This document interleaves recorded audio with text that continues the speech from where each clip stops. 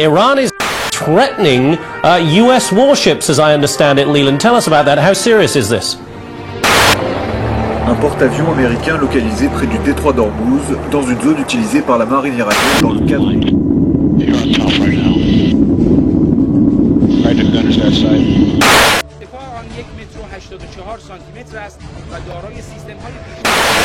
جدیدترین تجهیزات نیروی دریایی ارتش در رزمایش ولایت نبرد.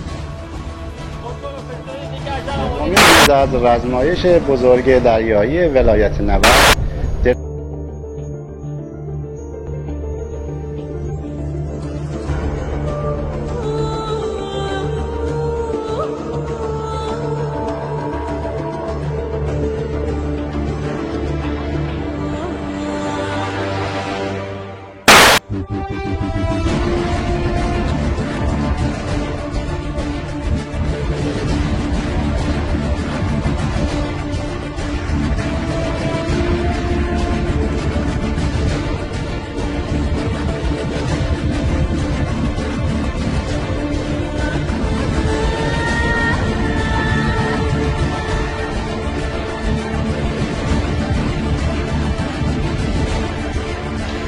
Maintenant, regardons en détail les étoiles qui constituent le sceptre que nous retrouvons dans le lion.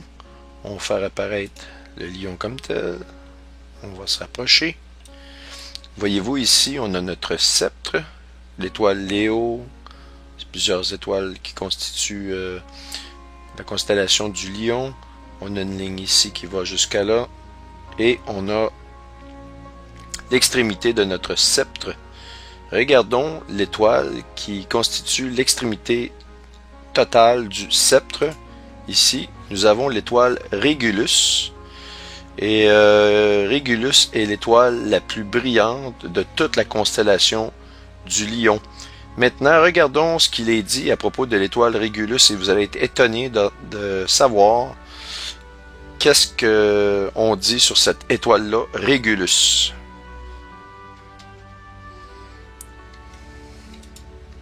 Donc, vous voyez l'étoile Régulus. Allons voir qu'est-ce que cette étoile-là, qui est le prolongement du sceptre, nous donne. Ici, nous avons Régulus.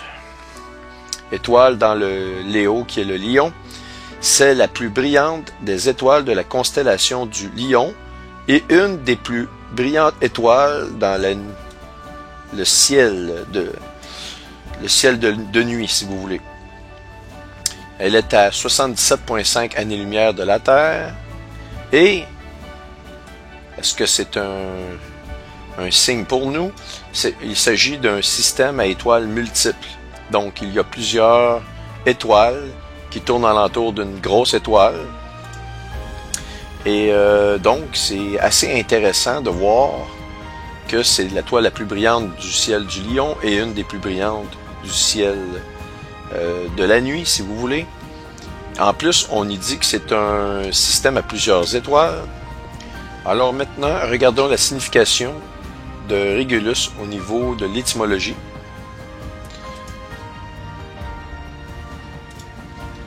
Eh bien, Régulus, c'est celui qui mène, ou si vous voulez, qui règne, ou celui qui donne la loi.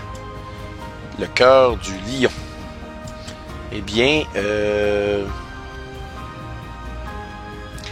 donc on nous dit que Régulus a toujours été associé universellement dans les anciennes cultures au concept de royauté et du pouvoir royal.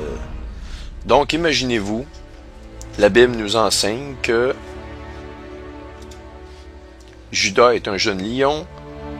Tu reviens du carnage, mon fils, il plie les genoux, se couche comme un lion. On voit dans les images que le lion est vraiment couché. Et on nous enseigne que c'est un roi, c'est donc Jésus qui vient et qui va venir détruire le nouvel ordre mondial. Il va s'appeler le Shiloh. C'est un nom particulier à Jésus. Il ne change pas de nom, mais c'est une caractéristique de Jésus quand il revient pour juger après les 7 années, à la fin des 7 années de tribulation. Et donc on l'appelle le Shiloh et il va venir faire un règne où il va régner comme roi des rois sur terre pour le millénium.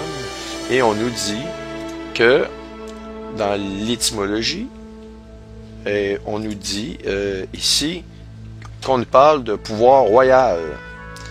C'est vraiment absolument intéressant de voir et fascinant de voir que toutes les pièces du puzzle semblent se mettre en place.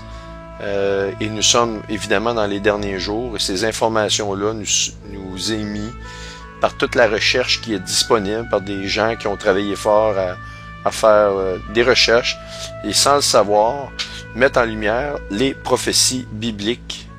Alors moi, je vous explique ces choses-là, mais je suis quand même absolument étonné de voir ça et fasciné de voir toutes ces informations-là. Alors, merci à vous tous de rester à l'écoute.